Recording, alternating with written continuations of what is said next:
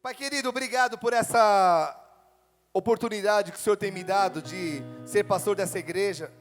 Tu sabes o quanto eu amo estar aqui, tu sabes o quanto eu amo preparar a tua palavra, mas principalmente o quanto eu amo estar indo aos céus, buscar a revelação que vem de ti, para saber o que o Senhor tem para nós.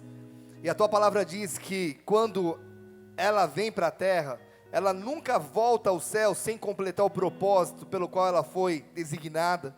E eu te peço que nessa noite não seja diferente. Usa a minha vida, que as pessoas que estão assistindo aqui e aquelas que estão pela internet sejam tocadas, mesmo que estejam vendo em outros dias, que a tua unção, Pai, que é atemporal, Pai, essa unção possa tocar nas vidas em o nome de Jesus, e possamos sair, Pai, dessa mensagem completamente transformados. Te damos a liberdade, repreendemos todo intento contra os seus filhos, todo intento contra a mente dos teus filhos, que caia por terra agora. Profetizamos que se há no nosso meio corações de pedras, que eles sejam quebrados e transformados em corações de carne, sensíveis à tua voz. Te damos a liberdade, Espírito Santo, que o Senhor tenha que o Senhor se sinta à vontade para trazer o seu mover nessa noite, em nome de Jesus, amém e amém, glória a Deus.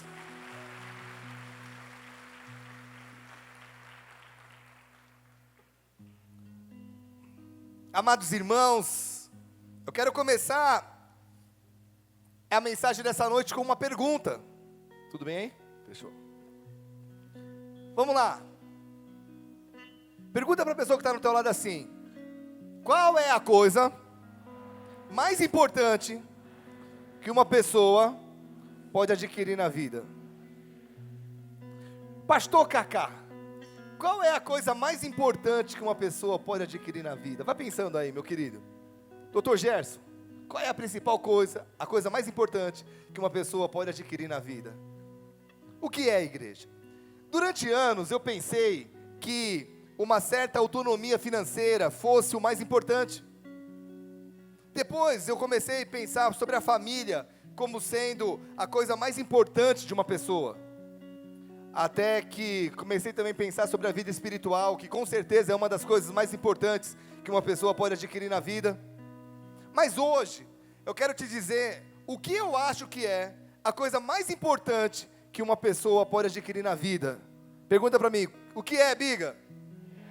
Fala para a pessoa do lado, a sua história.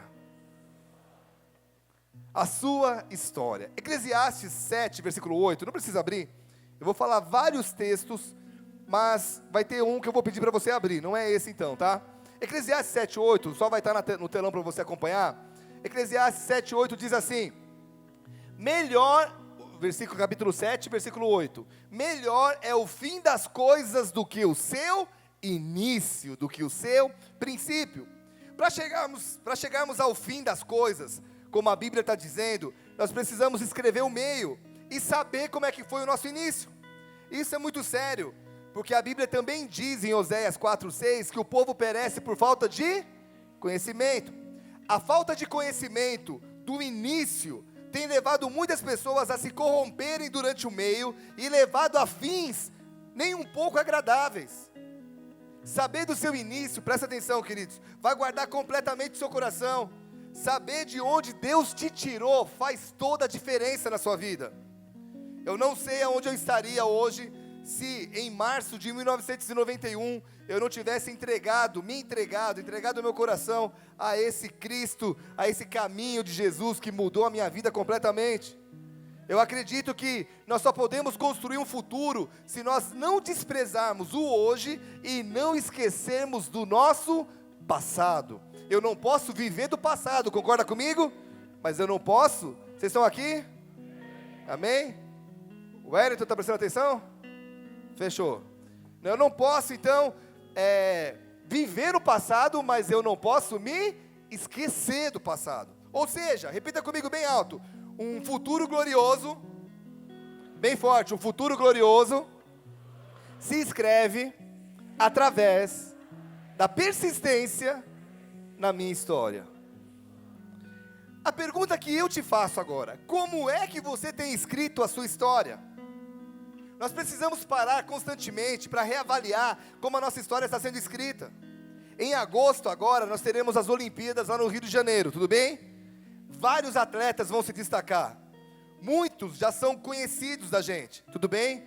E muitos outros sairão do anonimato à glória num único dia, certo? Errado. Por quê? Porque, repita comigo, um campeão, mais forte, um campeão não se faz em um dia. Sempre haverá, querido, você pode ter certeza que atrás de qualquer pessoa que ganhar uma medalha nas Olimpíadas agora de 2016 no Rio de Janeiro, você pode ver que atrás disso, ela não vai ganhar uma medalha à toa, mas sempre haverá por detrás uma história de trás dos bastidores. Há uma história que inclui choro, que inclui momentos de tristeza, de solidão e muita vontade de desistir. Agora, quem é que vai ganhar a medalha? Aqueles que não desistiram durante o treinamento, aqueles que olharam e disseram, um dia eu vou chegar lá e eu vou viver, eu vou vencer mesmo que eu estiver sozinho, ok? Então a ideia aqui é a seguinte, eu e você somos super importantes para Deus, e Ele já escreveu uma história para nós antes de nós termos nascido. Eu já falo desse texto aqui desde que eu tinha cabelo, né? Que antes de nós nascermos, o Senhor escreveu todos os nossos dias, cada um deles escrito e determinado, quando nenhum deles havia. O detalhe é que nós podemos escolher escrever essa história que Deus já desenhou, ou viver aleatoriamente. Você já apertou o botão do aleatório no CD do seu carro? Ou do CD da sua casa? Você não sabe qual é a próxima música, não é? Você fica esperando, vai ser aquela do Doug, vai ser aquela do Doug, e de repente, dependendo do que tiver no seu carro, vem Guns N' Roses. É no seu, Doug? Olha a cara dele. Queridos, você pode então viver a história que Deus tem desenhado na tua vida, ou viver aleatoriamente. O que é isso na minha vida? Quando você não sabe qual é a próxima cena, você não sabe o que vai acontecer. Eu vou vivendo por viver, e o que acontecer, aconteceu.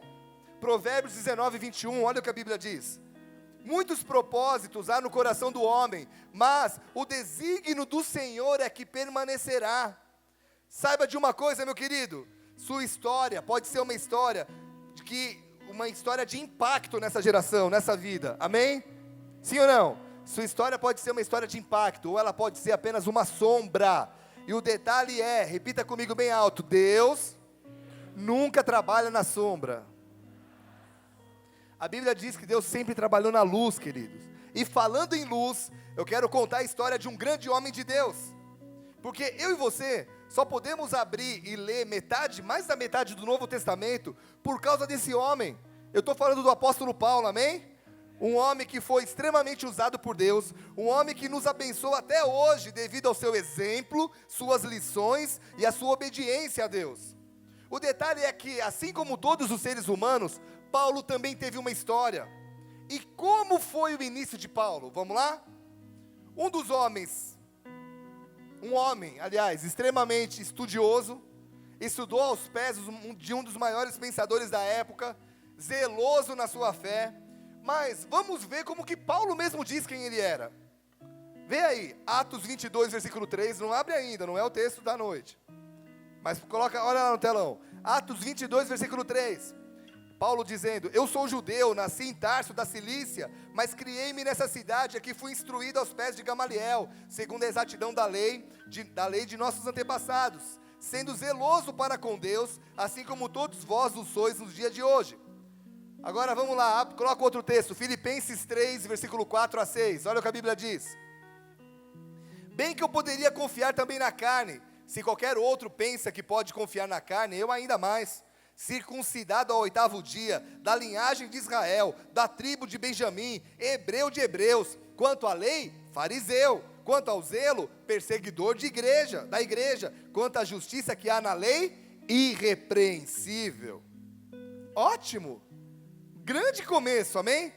Mas Paulo não ficou famoso por causa do seu intelecto, do seu conhecimento, nem por causa da sua linhagem. Ele ficou famoso por falar do amor de Jesus Cristo, que um dia ele estava perseguindo, tudo bem? Como é que causou essa mudança? Quando foi que aconteceu a mudança na vida de Paulo? Quando é que a história dele mudou para ser o Paulo que nós conhecemos hoje.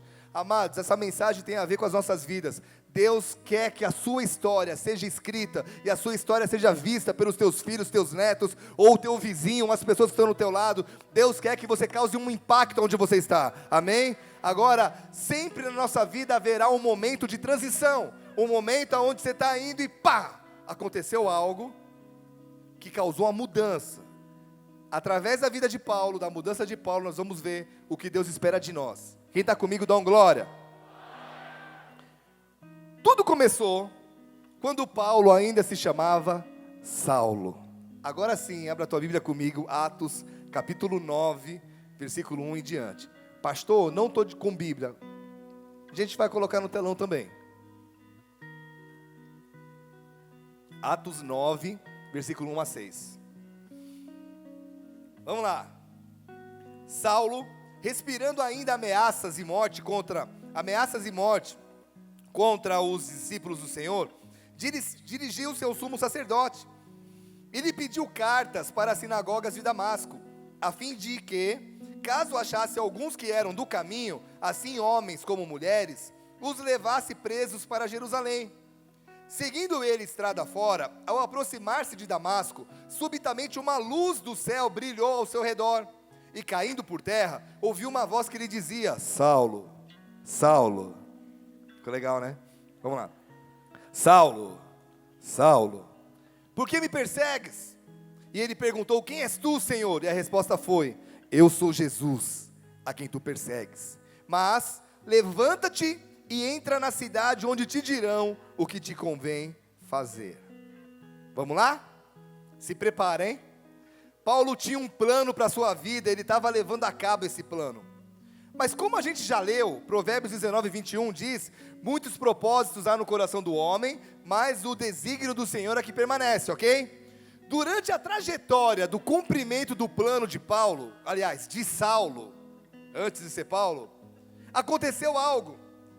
E aqui eu quero trazer a primeira lição, porque eu creio que sempre acontecerá isso em nossas vidas. Situações onde Deus nos chama a atenção, situações que saem do nosso controle, situações que impedem os planos que nós já havíamos colocado em nossos corações.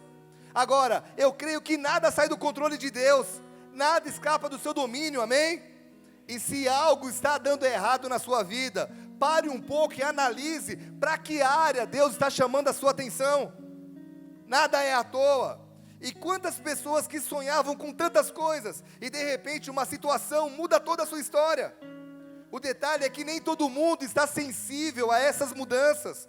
Nem todos querem que os seus planos sejam frustrados. Todo mundo, a maioria das pessoas diz o quê? Eu tenho um plano no meu coração e eu não vou parar enquanto eu não vê-lo realizado, independente se é de Deus ou não. Agora, a sensibilidade às direções de Deus nesses momentos é a chave da vitória. Repita comigo: a sensibilidade às direções de Deus nos momentos difíceis é a chave da vitória. E qual que é a chave da frustração? A falta de sensibilidade, tudo bem? O problema é que muitas vezes achamos que o nosso caminho é melhor do que o caminho de Deus. E Saulo também achava, porque ele era zeloso, ele pegou cartas para ele poder perseguir aquelas pessoas que estavam andando e seguindo um tal de Jesus Cristo. Quem é esse Jesus? Vamos perseguir esses caras. Na cabeça dele, ele estava fazendo o que era certo. Mas a Bíblia diz em Isaías 55, versículo 8 e 9, presta atenção, querido: porque os meus pensamentos não são os vossos pensamentos, nem os vossos caminhos, os meus caminhos, diz o Senhor. Porque assim como os céus são mais altos do que a terra, assim são os meus caminhos mais altos do que os vossos caminhos, e os meus pensamentos mais altos do que os vossos pensamentos. Meu amado irmão, quantos estão tristes hoje, porque as coisas saíram do controle? Quantas pessoas tristes com Deus, porque o namoro não deu certo? Quantas pessoas tristes, porque vão ter que mudar de cidade? Quantas pessoas tristes, porque foram mandadas embora do seu trabalho? Quantas pessoas tristes, porque tiveram que mandar pessoas embora da sua empresa? Quantas pessoas tristes por incidentes na sua vida? E como eu disse, a sensibilidade a Deus nessa hora é a chave do sucesso nesses momentos. Paulo, ele achava que estaria agradando a Deus se ele prendesse alguns homens que estavam seguindo uns ensinamentos de um homem chamado Jesus. Só que algo aconteceu, repita comigo, algo aconteceu. E aqui começou a mudança de Paulo, Atos 9, versículo 3 e 4. Aliás, aqui começou a mudança de Saulo. Vamos lá? Presta atenção, querido. Seguindo ele, estrada fora, ao aproximar-se de Damasco, subitamente, pum! Acordou, né? Uma luz do céu brilhou ao seu redor, e caindo por terra, ouviu uma voz que lhe dizia: Saulo, Saulo. Tipo Cid Moreira. Qual é o primeiro passo da mudança? O primeiro passo da mudança de uma pessoa, e na vida de Saulo, é que ele viu uma luz do céu que brilhou ao seu redor. Por que que a luz é tão importante na vida de uma pessoa? Repita comigo, porque a luz vem de Deus. Gênesis 1, versículo 3, Deus disse: haja luz, e houve luz. O que isso tem a ver na minha vida, pastor? Vamos lá. Primeira coisa, a luz tem o poder de dissipar as trevas. Se você apagar as luzes desse ambiente aqui, querido, você vai ficar na escuridão, tudo bem? Uma luz do celular dissipa as trevas. A luz sempre é mais forte que as trevas. E toda vez, presta atenção, toda vez que Deus permite que situações saiam do controle da sua vida, a primeira ideia que está na mente dele é que você entenda que não há história quando se caminha na escuridão. Você tem uma história, Deus quer que você escreva a sua história, tudo bem? Não existe história quando você caminha no escuro. Não existe história quando você está nas trevas. Não existe história. Nós temos um pastor que viveu anos no crack. Ele chegou na igreja zoado da droga. Ele falou para mim assim: Biga, não aguento mais. Que é o pastor Lenilton, lá do Bola de Pontal do Paraná. Ele foi internado, ficou 9 meses numa casa de recuperação. Voltou, Deus o restaurou. Ele ficou na igreja um tempão. Daí ele melhorou, fez uma faculdade, Deus deu uma esposa para ele, Deus deu um ministério para ele. E aí você diz assim: como é a tua vida? Sabe o que ele diz? Minha vida chegou até certa idade, daqui até a minha conversão, páginas em branco, páginas escuras, eu não sei o que aconteceu, morreu a minha história. Meu irmão, você crê que Deus tem uma história linda para você? Sim ou não? Você crê que Deus quer te usar aqui nessa cidade? Sim ou não? Não há história no escuro. Não há história no meio da escuridão. É por isso que Ele permite uma situação difícil, para que a luz chegue sobre você, e você comece a ter a direção certa. Vocês estão aqui? Aí você fala: como que isso pode ser? Como que isso pode acontecer na minha vida? Como é que eu coloco luz na minha vida e no meu caminho? Salmo 119, versículo 105. Lâmpada para os meus pés é a tua palavra, e luz para o meu caminho. Posso te falar algo? Quantas pessoas querendo ter direção na vida? Quem aqui quer ter uma direção de Deus na vida? Não quer andar perdido por aí? Quer ter uma direção exata? Amém? Quantas pessoas querendo ter essa direção, mas dependendo de direções de homens? Eu e você temos acesso à palavra de Deus, queridos. E na Bíblia há tudo que nós precisamos para ter uma história de sucesso. Sabe qual é o problema?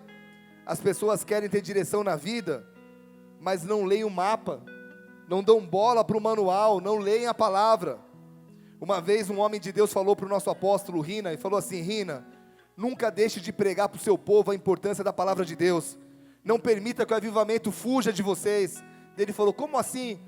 Ele falou que muitos avivamentos acabaram porque as pessoas deram ênfase em tudo, nos sinais, nas maravilhas, menos na leitura da palavra. Meu irmão, quer base na tua vida cristã? Quer sustento na tua vida cristã? Está na Bíblia, não são nos dons, está na palavra. O dom vem, sim ou não? Vem, mas ele é consequência de uma fé alicerçada na palavra. Aonde está a sua Bíblia?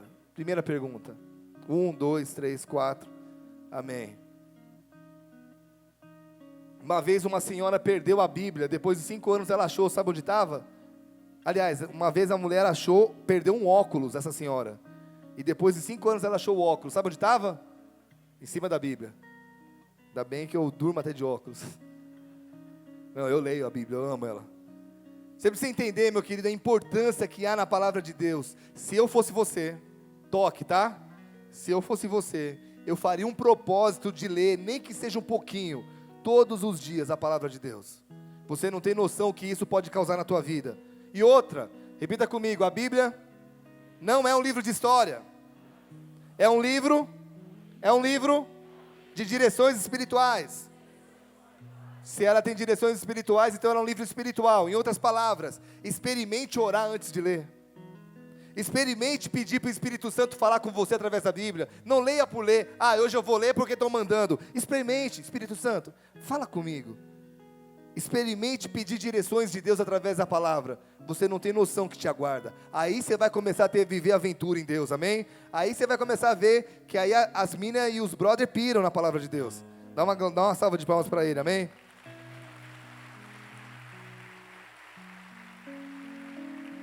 Então, repete-se bem alto, fala, a luz dissipa as trevas e não me deixa confundido. Salmos 34, versículo 5, olha o que a Bíblia diz, olharam para ele e foram iluminados, e os seus rostos não ficaram confundidos. Nessa versão não sofrerá vexame, mas na minha versão está dizendo, não ficarão confundidos. O segundo fato aqui sobre a luz, é que ela, além de mostrar o caminho e dar direção, olha que interessante, repita bem alto comigo, a luz também mostra a sujeira. Quem aqui já saiu com uma camiseta branca de casa, a luzinha era meio amarelinha na casa, você falou, tô legal, aí chegou num lugar que a luz era branca, top, e você olhou e falou, meu Deus do céu, e você ficou com vergonha na camiseta, será que só eu? Porque a luz tem o poder de mostrar o encardido. É ou não é? Hoje em dia, sabe, amados, todo encontro com a luz de Deus vai mostrar o quão errado nós, muitas vezes, estamos. Sabe qual é a questão? É que hoje em dia virou moda acusar pessoas. Hoje em dia virou moda, se algo dá errado, nós sempre achamos um culpado. Qual é o culpado de você não ir? Por que você não vai mais à igreja? Por causa de fulano, do pastor, da igreja, do ciclano. Somos especialistas nisso. O detalhe é que a mudança que te leva a construir um futuro brilhante acontece quando você para de achar culpados e quando você começa a ver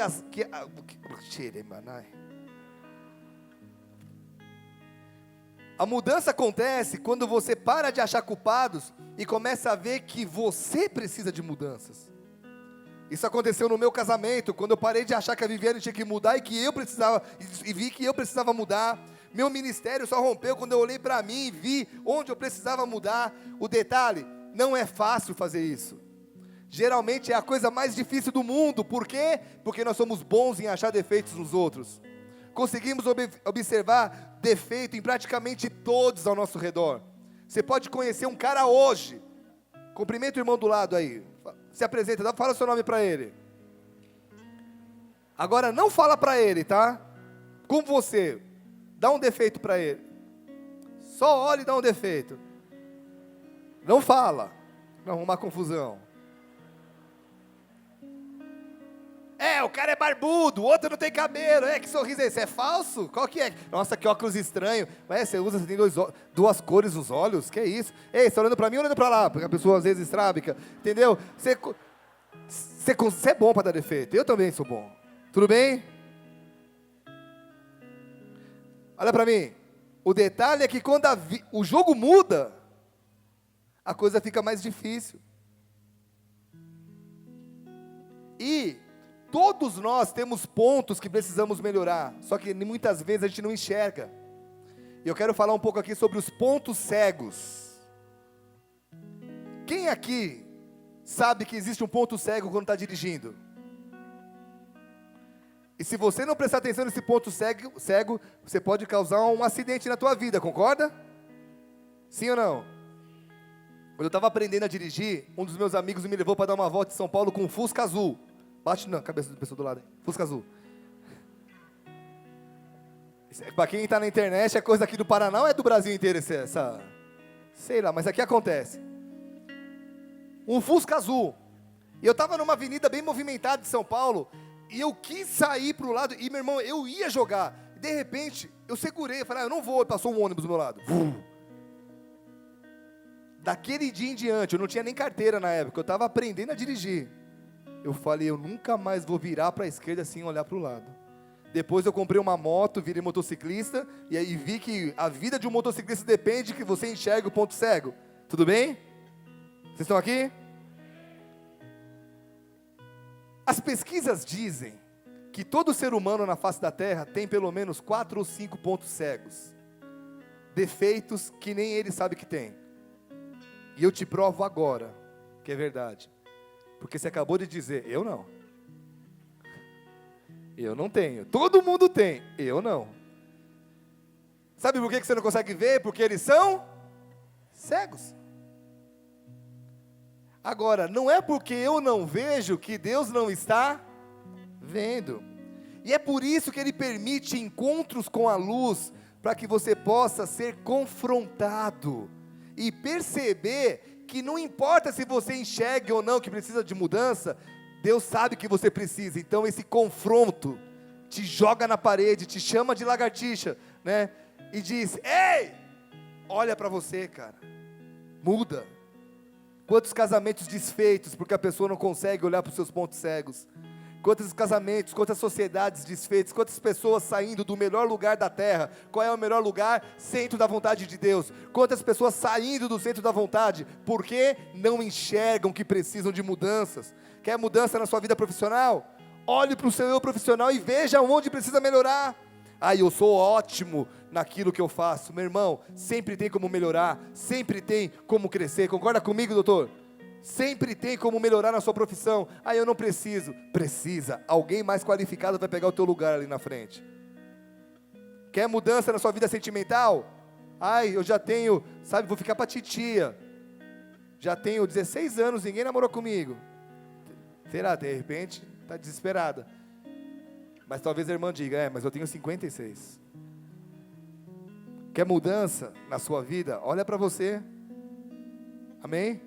Eu não estou te acusando, estou querendo te ajudar. Às vezes a pessoa espera vir, né? É igual o Shrek, já assistiu aquele desenho? A Fiona está lá presa enquanto ela é uma princesa, ainda de repente chega o príncipe.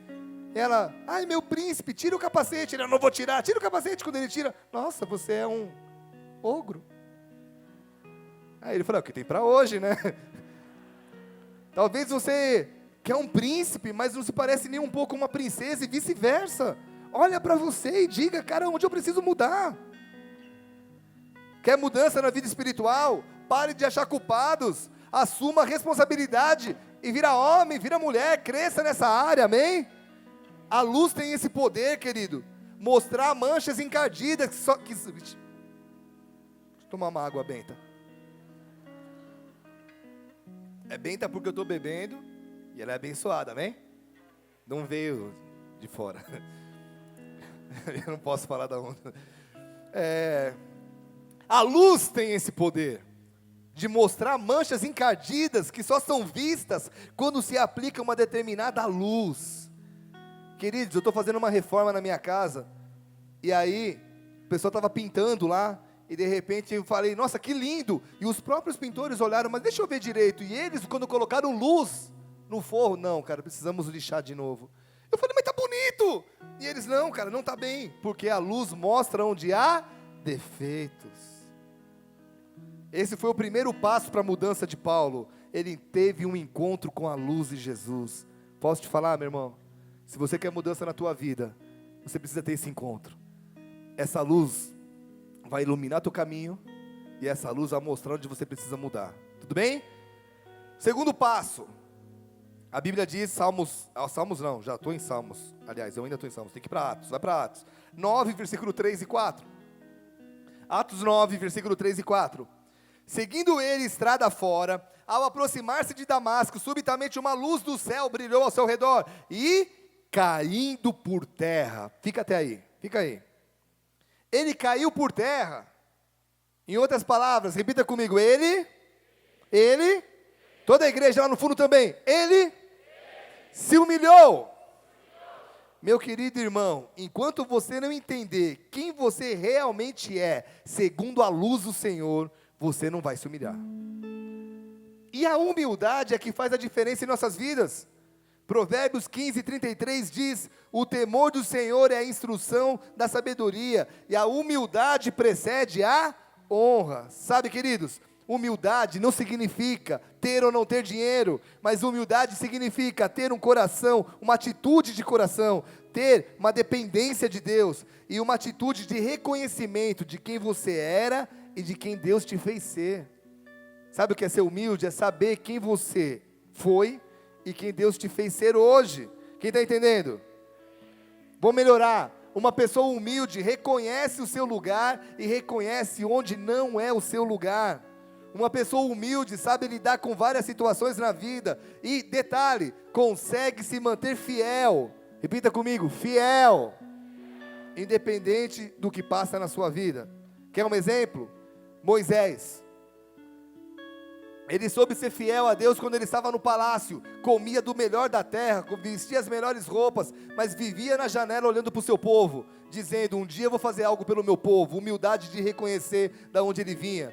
Lá na frente, ele é expulso do palácio, ele vai trabalhar numa lavoura, no campo, de empregado para o seu sogro. E aí, Deus, ele foi humilde para reconhecer a voz de Deus que o estava chamando na sarça de fogo ardente ali. Vocês estão aqui, gente? Sabe o que eu quero que você entenda? Que a humildade não é fruto de uma camiseta que você usa ou de um carro velho que você dirige. Humildade é adquirida quando a luz do Senhor te mostra quem você realmente é. Humildade é quando essa luz te mostra quem você é, e quando ela te mostra isso, não tem como não se constranger. Um dia um profeta falou assim, o Senhor tocou nos meus lábios, eu estou perdido, meu Deus, porque quando a luz do Senhor te toca, você reconhece que você não é nada, e que Ele é tudo. Vocês estão aqui? É por esse motivo que a luz vem primeiro, para nos mostrar quem somos, para nos mostrar que sozinhos nós não vamos chegar nem aqui na Anne Frank. E aí apareceu uma luz na estrada para Saulo, e ele caiu por terra e se humilhou. Primeiro vem a luz para te mostrar quem você é, e aí isso vai requerer humildade, mas não acabou aqui. Volta para o texto, Atos 9, versículo 3, todo mundo prestando atenção? Seguindo ele estrada fora, ao aproximar-se de Damasco, subitamente uma luz do céu brilhou ao seu redor, e caindo por terra, ouviu uma voz que lhe dizia, Saulo, Saulo, por que me persegues? Primeiro passo, olha para mim, primeiro passo, ele viu a luz, ok? Segundo, ele se humilhou. Terceiro, ele ouviu uma voz. A Bíblia diz que essa voz revelou a direção para a vida de Saulo. É engraçado hoje em dia, as pessoas querem a direção de Deus, as direções de Deus, querem ouvir a sua voz, fala comigo Deus, fala comigo Deus, mas não querem ser iluminados pela luz que precede a voz, não querem se humilhar, não querem saber de humildade, de humilhação, porque não entendem que isso é pré-requisito para um relacionamento de intimidade com Deus. E esse é o detalhe aqui, queridos. Se você quer ouvir a voz de Deus na sua vida, se você quer direção para a sua vida, você precisa permitir que essa luz exponha a sujeira, ou seja, você precisa permitir ser confrontado por Deus. Repita comigo, não há mudança sem confronto. Amados, não há mudança sem exposição de sujeira, não há mudança sem humildade, não há mudança sem reconhecimento de pecado. Paulo passa pelos 3 estágios, aliás, Saulo passa pelos 3 estágios, ele vê a luz, ele cai por terra, ele se humilha, e aí ele ouve uma voz de direção na vida, só que aí, ele vai para o 4º passo, pergunta para mim qual é? Se você perceber, Saulo some durante alguns anos. Alguns especialistas dizem, alguns estudiosos dizem que ele ficou mais de 10 anos sendo treinado no anonimato, sozinho, esquecido, fora do palco, longe das luzes. E Deus estava trabalhando no caráter de Saulo, presta atenção nisso. Paulo estava aprendendo que a maior prioridade dele não era fazer a obra de Deus, mas era conhecer o Deus da obra. 10 anos, Deus moendo, jogando na parede, dizendo, você tem uma grande obra, eu vou te usar, mas por enquanto, fique escondido, eu vou trabalhar no seu caráter. Sabe o que isso me ensina? Que a obra que Deus tem para a tua vida não é um rascunho, é uma obra de arte, amém? Só que o melhor de Deus para você não é o que você vai fazer para Ele, mas é a sua aproximação dEle. Nada é mais importante para Deus do que a intimidade contigo. E intimidade se desenvolve com tempo. Pergunta para mim, que tempo? O tempo a sós com Ele, fora dos holofotes. fora das luzes, fora do palco da vida. Perceba isso, querido. Às vezes as pessoas querem ser usadas por Deus naquilo que aparece, no louvor, na palavra, alguma coisa que é vista, mas você só vai ser formado no escondidinho, no lugar longe. Olha para as pessoas na Bíblia. José foi tirado de perto da família, Deus o tirou.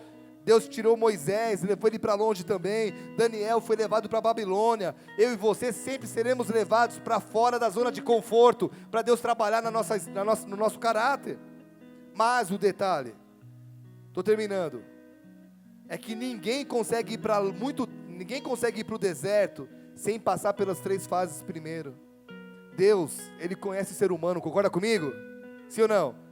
Então Ele não pega você aqui e te joga num lugar sozinho, senão você fica em depressão. Ele primeiro mostra a luz. Ele chacoalha a tua vida, mostra a luz. Ei, olha para você, cara. Eu tenho um caminho, a direção é essa. Aí vem a humildade, eu reconheço que o Senhor é o meu Deus. Está ótimo, o que eu preciso fazer? Aí vem o terceiro passo, qual é o terceiro? A voz. Deus começa a dar direções claras. E aí quando você sabe o que Deus vai fazer na tua vida, essa é a parte mais louca de andar com Jesus. Principalmente se você tem um chamado eclesiástico. Ele trabalha para chamar a sua atenção. E quando você diz sim, Ele te esconde.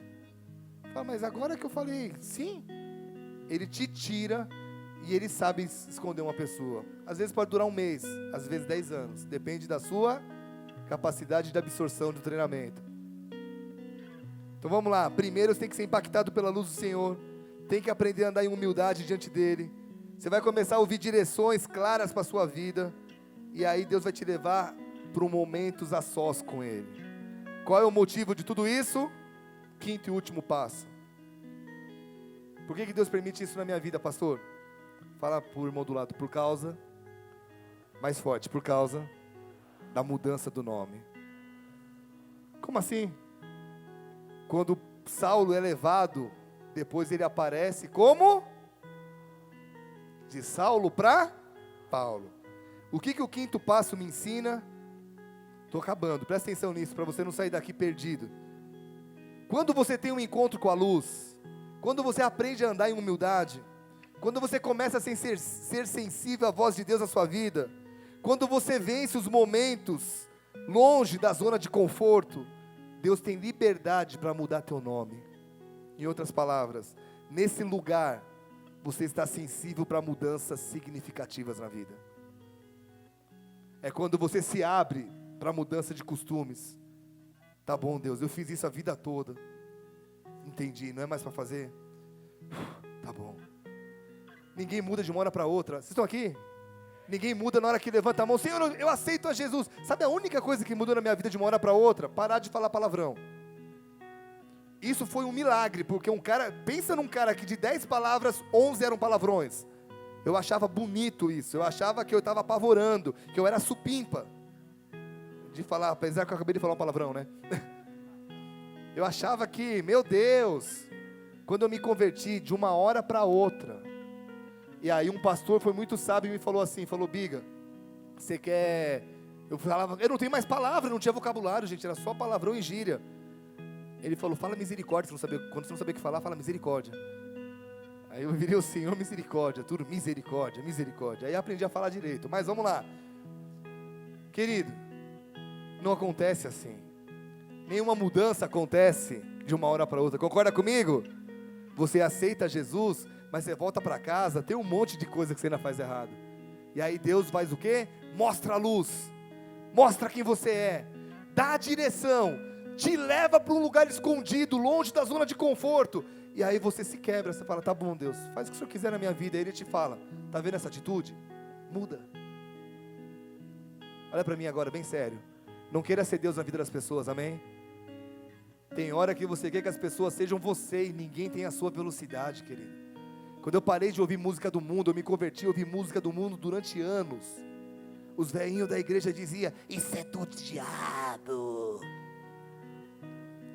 Mas também, eu ia dormir ouvindo Metallica, Sepultura, Viper. Eu achava que não tinha nada a ver. Um dia, Deus falou comigo. Aí a história mudou. Não foram os irmãozinhos da igreja. Foi? Quer ajudar alguém a mudar a conduta? Fala com Deus da pessoa. Deus, mostra para ela. Porque quando Deus mostra, nossa, velho. Aqui, você se abre. É quando Deus olha para você e diz assim: ei, a tua forma de pensar está errada.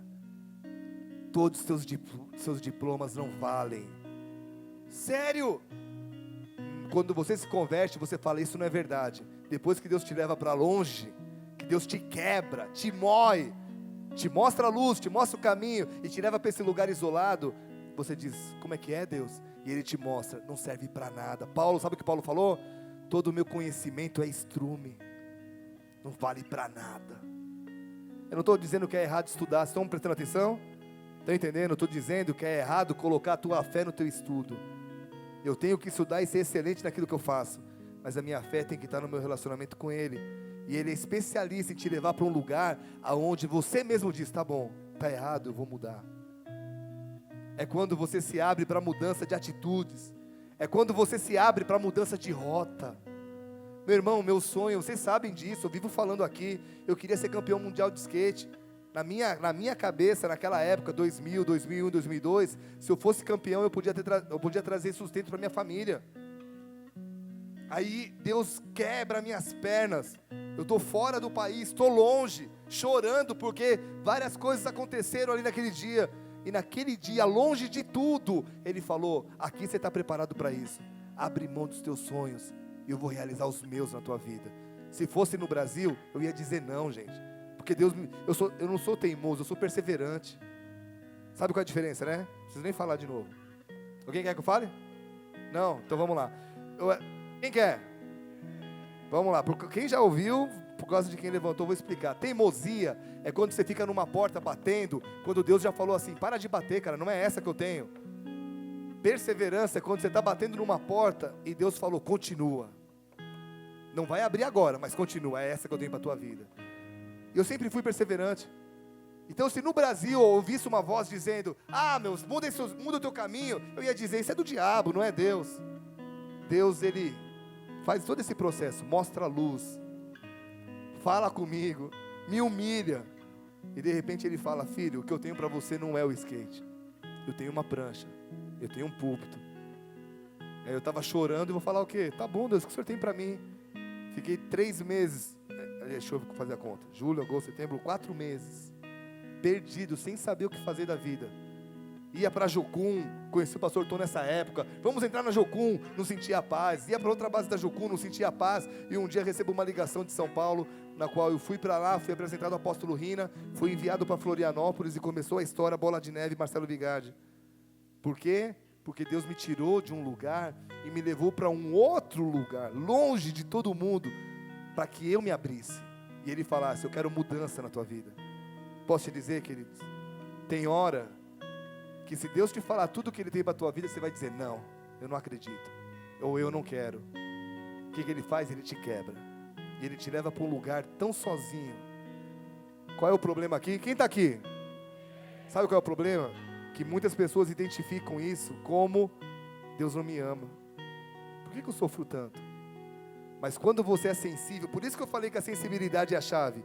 Quando você é sensível para ouvir a voz dEle, você sabe que há um caminho, há uma direção. E quando Ele te leva para esse lugar, Ele só espera a sua abertura. É quando você chega e diz assim: tá bom, Deus, eu vou mudar a rota da minha vida. Vou fazer uma pergunta: quem aqui quer chegar bem no final da sua vida? Não estou conseguindo chegar. Vamos lá? Quem? Quem aqui quer escrever uma história linda? Enfrente então corajosamente esses 5 passos, amém? Entenda algo. Por entender, por saber do seu início. Estou acabando. Já é a 3ª vez que eu falei isso, né? Então, agora eu estou acabando mesmo. Gente, por entender o seu início, Saulo sabia quem ele era. Eu li para vocês no começo da mensagem. Por compreender a sua história, presta atenção que agora é a cereja do bolo.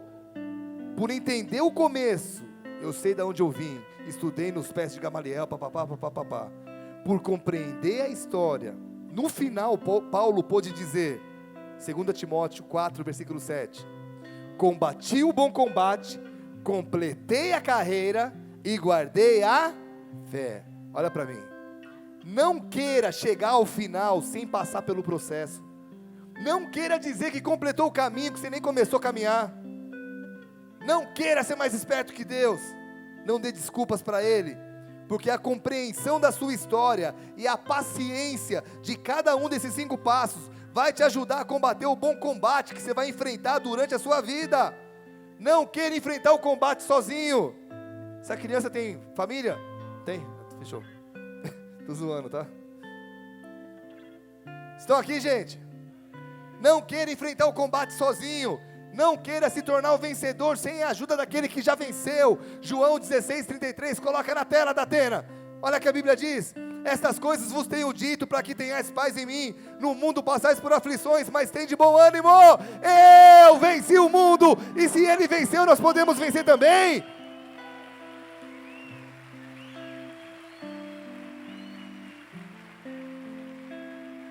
A compreensão da sua história, presta atenção, a paciência em cada um dos 5 passos vai te ajudar a combater o bom combate, vai te ajudar a completar a carreira. Um dia Deus escreveu a sua história, querido, e o maior prazer que eu e você podemos dar a Ele é quando chegarmos ao final da nossa vida, completando o que nós nascemos para fazer.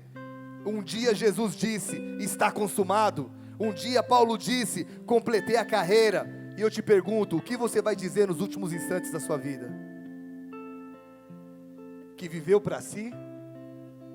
Deus, sabe como é, né? Estou chegando perto de ti, mas eu paguei uma boa escola para o meu filho. Eu dava dinheiro para minha esposa. Lucas 12, versículo 16 a 21, a Bíblia diz: o campo de um homem rico produziu com abundância, e arrazoava consigo mesmo, dizendo: que farei, pois não tenho onde recolher os meus frutos? E disse: farei isso, destruirei os meus celeiros, reconstruí-los-ei maiores, e aí recolherei todo o meu produto e todos os meus bens. Então direi à minha alma: tens em depósito muitos bens para muitos anos, descansa, come, bebe, regala-te, sucesso. Mas Deus lhe disse: louco, essa noite te pedirão a tua alma, e o que você tem preparado para quem será? Assim é o que entesoura para si mesmo e não é rico para com Deus. Miles Monroe dizia que a maior tragédia de um ser humano é ele morrer longe do seu propósito e com a vida cheia de potencial que nunca foi utilizado por se viver em lugares errados. Então, não queira completar a carreira sozinho. A compreensão da sua história e a paciência em cada um dos 5 passos vai te ajudar a combater o bom combate, vai te ajudar a completar a carreira e vai te ajudar a guardar a fé. Querido, vocês estão me ouvindo? Se tem algo que nós podemos deixar como herança para os nossos filhos, é o nosso exemplo de integridade e de obediência a Deus. Ou seja, repita bem alto comigo: o meu legado. Como você será lembrado pelos seus netos que nem existem ainda? Biga, tá boa, nem filho eu tenho. Fala para o irmão do lado assim, sua história vai mais longe que a sua vida. Miles Monroe morreu, nós estamos falando dele. Jesus Cristo ressuscitou, está ao lado do Pai, nós estamos falando dele. Paulo morreu, estamos falando dele. Há muitas pessoas que faleceram até hoje. Steve Jobs, as pessoas estudam os livros dele, estudam a vida dele.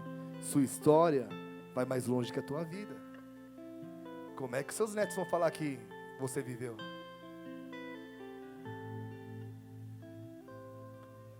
Qual história você tem escrito? Como vai ser o final dela? Sabe por quê, querido? Nós precisamos nos preocupar sim como nós iremos terminar. Por quê? Para terminar, a última vez que você vai olhar para o irmão do lado, fala assim para ele: você é o que a sua história diz. Você não é o que você diz, você é o que tua história está escrevendo. Se você quer mudar a sua vida, deixa o roteiro da sua história com o único que conhece o começo, o meio e o fim. Quer chegar ao final bem? Entrega o roteiro para Ele. Eu sei de onde eu vim, Senhor. Sem Ti, eu não sou ninguém. Esse é o processo, me guia, porque eu quero chegar no final e os meus netos dizerem: meu avô foi um cara que pregou o que viveu e viveu o que pregou. Para isso, eu não posso esquecer do passado, preciso viver o presente, mas não posso me esquecer que um dia alguém vai dizer da minha história. Estão aqui? A sua história não é o que falam de você nas redes sociais. Tanta gente preocupada com isso, né? Irmão, olha para mim, rapidinho. Se você quiser fazer qualquer coisa para Deus e isso aparecer, você vai ser criticado. Saiba, você é muito criticado. Isso não é a sua história, é isso que dizem de você. A sua história é escrita no seu dia a dia, no seu caminhar. E como tem sido escrita? Feche seus olhos, abaixe sua cabeça um pouquinho. Nessa noite,